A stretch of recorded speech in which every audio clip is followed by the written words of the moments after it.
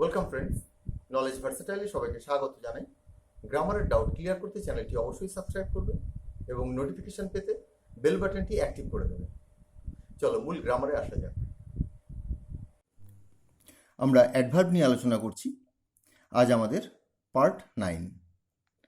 আজকের পয়েন্টে রয়েছে few exceptional uses of adverb, অর্থাৎ অ্যাডভার্বের কিছু ব্যতিক্রমী ব্যবহার। অ্যাডভার্বের আমরা বিভিন্ন রকম ব্যবহার দেখেছি, আজ দেখছি আমরা অ্যাডভার্বের কিছু ব্যতিক্রমী ব্যবহার। অ্যাডভার্ব কথার অর্থ যে শব্দ ভার্ব, অ্যাডজেক্টিভ বা অ্যাডভার্বের গুণাগুণ প্রকাশ করে তাকে আমরা অ্যাডভার্ব বলি। প্রথম পয়েন্টে আছে কিছু অ্যাডভার্বের ব্যবহার অ্যাডজেক্টিভের মতো হয়। কিছু অ্যাডভার্ব এমনভাবে বাক্যে তার প্রয়োগ হয় দেখে মনে হয় যেন সেটা অ্যাডজেক্টিভ, কিন্তু বাস্তবে সেটা অ্যাডভার্বই থাকে। যেমন an up train. Up train কথার অর্থ হচ্ছে উজানমুখী ট্রেন। ট্রেনের উৎসস্থল থেকে যখন তার গন্তব্যস্থলের দিকে যায়, এখানে এই জিনিসটা মনে রাখবো, উৎসস্থল ট্রেনটা যেখান থেকে তার বেজ, বাস্তব যেখান থেকে ট্রেনটা ছাড়া শুরু হয়েছিল সেটাকে বলে, সেই জায়গা থেকে যখন যাবে তখন সেটাকে বলে ডাউন ট্রেন, এবং সেই জায়গাতে আবার যখন ফিরে আসবে তখন তাকে বলে আপ ট্রেন। মূলত এটা হয়ে থাকে যখন কোনো শহরতলি, কোনো ছোট শহর থেকে বড় শহর বা শহরের কেন্দ্রে যায় তখন হয় সেটা ডাউন ট্রেন, এবং আবার যখন সেই শহর থেকে, মূল শহর থেকে দূরে চলে আসে তখন সেটা হয়ে যায় আপ ট্রেন। যদিও দুটো বড় শহরের মধ্যে যখন ট্রেন চলাচল করে তখন কোনটা আপ কোনটা ডাউন সেটা রেলের লোকেরাই একমাত্র জানে এবং সেই অনুযায়ী ঘোষণা হয়। অ্যান আপ ট্রেন, আপটা মনে হচ্ছে যেন ট্রেন এই নাউনকে কোয়ালিফাই করছে, বাস্তবে তেমন নয়। এটাকে যদি ভাঙিয়ে বলি, অ্যান আপ গোয়িং ট্রেন, উজানের দিকে যাওয়া ট্রেন। তো এখানে আপটা উপরের দিকে যাওয়া বোঝাচ্ছে, অতএব এই ভার্বকে কোয়ালিফাই করছে আপ শব্দটা। আপ শব্দটা যেহেতু ভার্বকে কোয়ালিফাই করছে সেই জন্য আপ এই শব্দটা, এটা হচ্ছে অ্যাডভার্ব যেমন ছিল তেমনই রয়েছে। এমনি আপ তোমাদের প্রিপোজিশন, কিন্তু তার অ্যাডভার্ব রূপে ব্যবহার রয়েছে। তো এখানটায় আপ হচ্ছে adverb. This is the train which is going up. এখানটায় বাক্যটাকে আরও ভাঙিয়ে বলা হলো, এই হলো ট্রেন যেটা উজানমুখী বা উজানের দিকে যাচ্ছে বা উপরের দিকে যাচ্ছে। এটা আপ কথার অর্থ হচ্ছে, তোমরা বুঝে রাখবে, যে যখন শহরের কেন্দ্রস্থল থেকে সে তার ছোট শহরের দিকে বা তার গ্রামের দিকে বা শহরতলির দিকে ফিরে যায় তখন তাকে আপ বলে। এ ডাউন ট্রেন একই রকমভাবে যখন উৎসস্থল থেকে কোনো ট্রেন শহরের কেন্দ্রস্থলে বড় শহরের দিকে যায় তখন সাধারণত তাকে ডাউন ট্রেন বলে।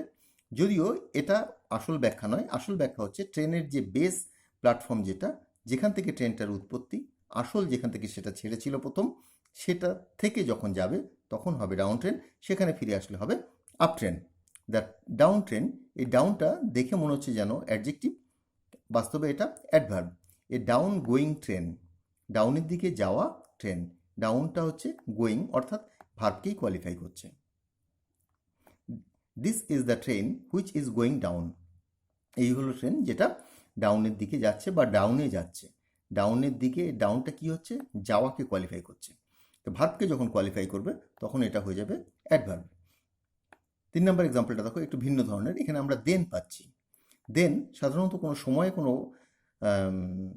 অ্যাডভার্ব অফ টাইমকে নির্দেশ করার জন্য আমরা দেনকে ব্যবহার করি, কিন্তু এখানে ব্যবহার হচ্ছে দি দেন ক্যাপ্টেন, তৎকালীন অধিনায়ক, সেই সময়ের অধিনায়ক। এখন সেই সময়ের অধিনায়ক, এখানে ক্যাপ্টেনটা হচ্ছে নাউন, অতএব এটাকে দেখে মনে হচ্ছে যে অ্যাডজেক্টিভ, কারণ দেনটা এই ক্যাপ্টেনকে কোয়ালিফাই করছে। বাস্তবে যদি আমরা ভাঙিয়ে বলি তবে এটা দাঁড়াবে এরকম, the captain then in charge of the team, অধিনায়ক সেই সময়ের তিনি দায়িত্বে ছিলেন। দেন ইন চার্জ, তখন হি ওয়াজ ইন চার্জ, অর্থাৎ তিনি দায়িত্বে সেই সময় ছিলেন, সেই সময়ের কথা বলা হচ্ছে। এটা হচ্ছে অ্যাডভার্ব অফ টাইম। এখানে দেখো, the captain was appointed then, ক্যাপ্টেনকে তখন নিয়োগ করা হয়েছিল। এখানে নিয়োগ করা হয়েছিল সেই সময়, বা হি ওয়াজ ক্যাপ্টেন দেন, সেই সময়কে নির্দেশ করছে। তো এখানে অ্যাডভার্ব অফ টাইম হিসাবে দেনের ব্যবহার হয়েছে, এটা কিন্তু অ্যাডজেক্টিভ নয়। In charge of the team, the captain was appointed then, ক্যাপ্টেনকে সেই সময় নিয়োগ করা হয়েছিল in charge of the team, টিমের দায়িত্বে। পরবর্তী এক্সাম্পলগুলো দেখি। 4 নম্বর এক্সাম্পলটা দেখো, দ্য অ্যাবাভ স্টেটমেন্ট উপরের বক্তব্যটি অ্যাবাবটা স্টেটমেন্টকে কোয়ালিফাই করছে এমন মনে হচ্ছে। বাস্তবে এটা হচ্ছে উপরে উল্লেখিত, মানে অ্যাবাব mentioned. The statement made অ্যাবাব, the statement mentioned অ্যাবাব, অর্থাৎ উপরে উল্লেখিত, উল্লেখ করা যেটা সেটা ভার্ব, এবং অ্যাবাব শব্দ দিয়ে সেটাকে কোয়ালিফাই করা হয়েছে। অতএব এই অ্যাবাবটা, সাধারণত এগুলো সবই প্রিপোজিশন, কিন্তু এগুলো অ্যাডভার্ব রূপে এখানে ব্যবহার হচ্ছে। আবার এদের ব্যবহার দেখে মনে হচ্ছে যেন এগুলো অ্যাডজেক্টিভ। গুলিয়ে ফেলো না এগুলোকে। এটাকে দেখে মনে হচ্ছে এটাকে অ্যাডজেক্টিভ, কারণ স্টেটমেন্ট নাউনকে কোয়ালিফাই করছে। বাস্তবে এটা অ্যাডভার্ব, কারণ এটা যে উপরে উল্লেখিত, উল্লেখ করা একটা কাজ। তো এখানে আমি মেড কথাটা ব্যবহার করেছি, দ্য স্টেটমেন্ট মেড অ্যাবাব। এখানে এইভাবে যদি বলতাম দ্য স্টেটমেন্ট মেনশনড অ্যাবাব, তাহলে তোমাদের বুঝতে আরও সুবিধা হতো। মনে করো এখানে মেনশনড রয়েছে বা মেড রয়েছে। দ্য স্টেটমেন্ট ওয়াজ মেড অ্যাবাব, বক্তব্যটা করা হয়েছিল উপরে। তো এখানে অ্যাবাবটা মেডকেই কোয়ালিফাই করছে, অর্থাৎ ভার্বকে কোয়ালিফাই করছে। তো এটারই শর্ট ফর্ম যেটা, সেটা হচ্ছে দ্য অ্যাবাব স্টেটমেন্ট। এখানটায় আমরা আপ, ডাউন, দেন, অ্যাবাব এই শব্দগুলো পেলাম। এগুলো দেখলাম আমরা অ্যাডজেক্টিভের মতন ব্যবহার হয়েছে, এবং প্রত্যেকটাই নাউনের পূর্বে বসে মনে হচ্ছে যেন নাউনকে কোয়ালিফাই করেছে, কিন্তু বাস্তবে যখন সেটাকে আমরা ভাঙিয়ে দেখছি সেগুলো সবই অ্যাডভার্ব, এবং যে ভার্বগুলোকে এরা কোয়ালিফাই করেছে সেই ভার্বগুলো উল্লেখ করা নেই, সেগুলো আন্ডারস্টুড কন্ডিশনে রয়েছে, অর্থাৎ উজ্জ্বলভাবে রয়েছে। এবার আসছি আমরা আর্টিকেল দিকে কখন আমরা অ্যাডভার্ব রূপে পেতে পারি। আর্টিকেল দি হচ্ছে ডেফিনিট আর্টিকেল,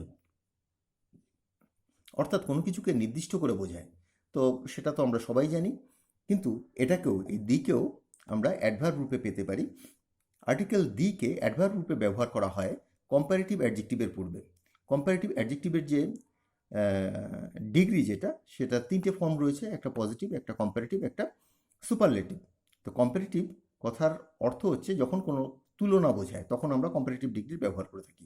তো যখন আমরা যত তত, বাংলায় লিখে দিয়েছি দেখো, যত তত এমন অর্থ প্রকাশ করার প্রয়োজন পড়ে, তখন আমরা দির পর একটা কম্পারেটিভ, আবার একটা দির পর আর একটা কম্পারেটিভ ডিগ্রির ব্যবহার করে থাকি। যত বেশি তত আনন্দের, দ্য মোর দ্য ম্যারিয়ার। এখানে দ্য মোর, এগুলো কিছু মোর, ম্যারিয়ার, এগুলো অ্যাডজেক্টিভের কম্পারেটিভ ফর্ম। তো কম্পারেটিভ ফর্মের পূর্বে বসেছে, অতএব এগুলো কম্পারেটিভ ফর্মগুলোকে কোয়ালিফাই করছে, এবং অ্যাডজেক্টিভকে কোয়ালিফাই করলে তাকে অ্যাডভার্ব বলে। সেই জন্য দি এখানটায় তোমার অ্যাডভার্ব ফর্মে ব্যবহার হয়েছে। যদিও এগুলো ডেফিনিট আর্টিকেল, কিন্তু এখানে এগুলো অ্যাডভার্ব রূপে ব্যবহার হয়েছে। আর অন্য কথায় যদি বলি, তোমরা এখানটায় একটা নতুন কনস্ট্রাকশন পাচ্ছ, যে যত বেশি, যত তত, এই ধরনের যে কনস্ট্রাকশনগুলো তোমরা পাবে, সেগুলোতে এই দিয়ের ব্যবহারটা এইভাবে করবে, এবং দিয়ের পর কিন্তু কম্পারেটিভ ডিগ্রির ব্যবহার করবে। যত কম তত ভালো, দ্য ফিউয়ার দ্য বেটার। এখানে কিন্তু এগুলো কমপ্লিট সেন্টেন্স নয়, শুধু এতটুকু অর্থ প্রকাশ করার জন্য দ্য ফিউয়ার দ্য বেটার। ফিউয়ারটা দেখো কম্পারেটিভ ডিগ্রি, বেটারটাও কম্পারেটিভ ডিগ্রি, বেস্ট হচ্ছে সুপারলেটিভ ডিগ্রি, ফিউয়েস্ট হচ্ছে সুপারলেটিভ ডিগ্রি। তো এখানটায় দুটোই কম্পারেটিভ ডিগ্রি ব্যবহার হয়েছে, এবং এর অর্থ হচ্ছে যত কম তত ভালো, দ্য ফিউয়ার দ্য বেটার। এখানে দি যেটা রয়েছে এটা হচ্ছে অ্যাডভার্ব। যত তাড়াতাড়ি তত ভালো, দ্য সুনার দ্য বেটার। এখানে দেখো সুন থেকে এসছে সুনার, এবং গুড থেকে এসছে বেটার। তো এখানটায় দুটোরই আগে দিয়ের ব্যবহার হয়েছে। তোমরা অনেকেই এই ব্যবহারগুলো আগে থেকেই জানো, আবার অনেকের কাছে এটা নতুন। এবার আমি কমপ্লিট সেন্টেন্সে আমি বলছি, তুমি যত পড়বে তত শিখবে। ওই যে যত তত, the more you read the more you learn. যত পড়বে তত শিখবে। এখানে দ্য যে ব্যবহার হয়েছে, দেখো কম্পারেটিভ ডিগ্রির আগে ব্যবহার হয়েছে দ্য মোর। অর্থাৎ এখানে মোরকে কোয়ালিফাই করছে বলে মোর অ্যাডজেক্টিভ, তাই এই দিগুলো এখানে অ্যাডভার্ব। 5 নম্বর এক্সাম্পলটা দেখো, যত কম খরচ করবে তত সঞ্চয় করবে। যত তত, দ্য লেসার ইউ স্পেন্ড, যত কম খরচ করবে, স্পেন্ড মানে খরচ করা, দ্য মোর ইউ সেভ, তত বেশি তুমি সঞ্চয় করবে। এখানটায় আমরা দেখলাম দিকে কিভাবে অ্যাডভার্ব রূপে ব্যবহার হয়। অন্য কথায় আমরা একটা নতুন ধরনের কনস্ট্রাকশন পেলাম। যখনই তোমাদের যত তত এমন অর্থ প্রকাশ করার প্রয়োজন পড়বে, একটা দি বসাবে, কম্পারেটিভ ডিগ্রি বসাবে, আরেকটা দি বসাবে, আরেকটা কম্পারেটিভ ডিগ্রি বসাবে। যতর জন্য একটা সেট দি এবং কম্পারেটিভ ডিগ্রি, এবং ততর জন্য আবার একটা দি, একটা কম্পারেটিভ ডিগ্রি। এই পোর্শনটুকু ভালো করে মনে রাখবে। চলো পরবর্তী পার্টে আসি। এবার দেখো একটু উল্টো নিয়ম। কিছু অ্যাডভার্বের ব্যবহার হয় প্রিপোজিশনের পর, অর্থাৎ সেটা অ্যাডভার্ব কিন্তু ব্যবহার হচ্ছে প্রিপোজিশনের পর, কোনো প্রিপোজিশনের পর।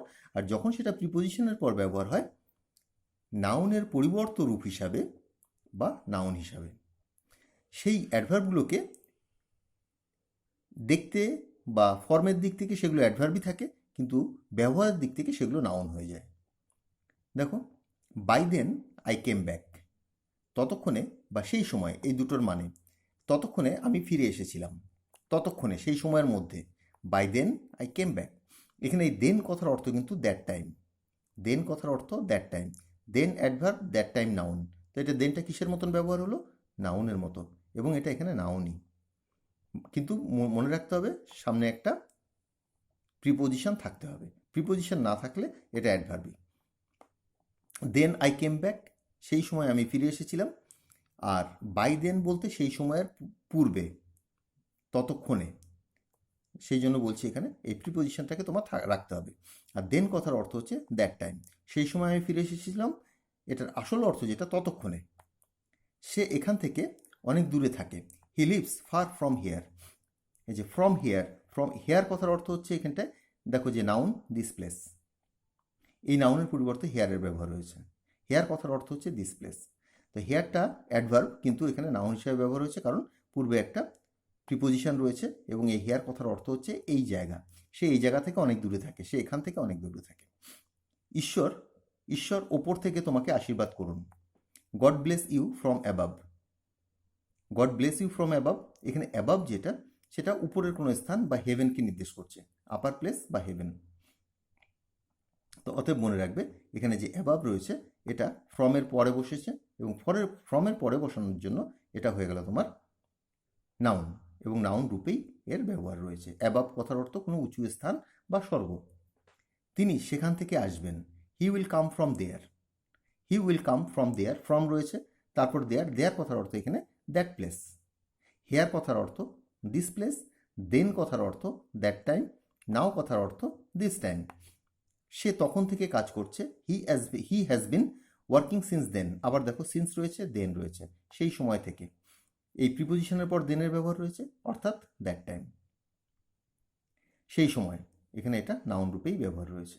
তো এখানে দেনটা অ্যাডভার্ব নয়, এখানে অ্যাডভার্ব ফর্মে থাকলেও যেহেতু প্রিপোজিশনের পর ব্যবহার হয়েছে তাই এটা হয়ে গেল, এটার ভার্বকে কোয়ালিফাই করছে না, এটা হয়ে গেল নাউন, এবং এর অর্থ হচ্ছে দ্যাট টাইম, সেই সময়।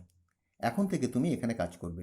ফ্রম নাও, নাও কথার অর্থ হচ্ছে this time. From now you will work here, তুমি এখানে কাজ করবে। এখানে দেখো শুধু হেয়ার রয়েছে, এটা কিন্তু অ্যাডভার্ব, কাজ করার জায়গাটাকে বোঝানো হচ্ছে। ফ্রম নাও এই সময় থেকে, দিস টাইম, এখানে নাও হচ্ছে দিস টাইম। তো এখানটায় তোমরা মনে রাখবে যে প্রিপোজিশনের পর নাও, দেন, হেয়ার, দেয়ার, অ্যাবাব, এই ধরনের যে ওয়ার্ডগুলো রয়েছে, এই অ্যাডভার্বগুলো রয়েছে, এগুলো যখন ব্যবহার হবে তখন বুঝে যাবে যে এগুলো নাউন ফর্মে রয়েছে। তো এগুলো আমরা কিছু ব্যতিক্রমী নিয়ম দেখলাম। প্রথমে দেখলাম যে আপ, ডাউন, দেন, অ্যাবাব, এগুলো অ্যাডজেক্টিভের মতন ব্যবহার হচ্ছে, কিন্তু বাস্তবে যখন ভাঙিয়ে দেখা গেল সেগুলো হচ্ছে সবই অ্যাডভার্ব। তারপর আমরা দি যখন কম্পারেটিভ ডিগ্রির পূর্বে বসানো হয় যত তত অর্থে, তখন সেগুলো কিন্তু অ্যাডভার্ব রূপে ব্যবহার হয়, দি হচ্ছে ডেফিনিট আর্টিকেল। তারপর আমরা দেখলাম যে কিছু অ্যাডভার্ব যার পূর্বে একটা প্রিপোজিশন রয়েছে সেগুলো সবই নাউনের ভূমিকায় বাক্যে প্রয়োগ হয়েছে। তো আজকের আলোচনাটা আমি এখানেই শেষ করছি। আমার পূর্ববর্তী ভিডিওর কিছু লিঙ্ক তোমরা নিচে ডেসক্রিপশনে পেয়ে যাবে, সেখান থেকে দেখে নিও। তো সকলকে বিদায় জানাচ্ছি, পরবর্তী ভিডিওতে আবার যোগ দেব। বাই।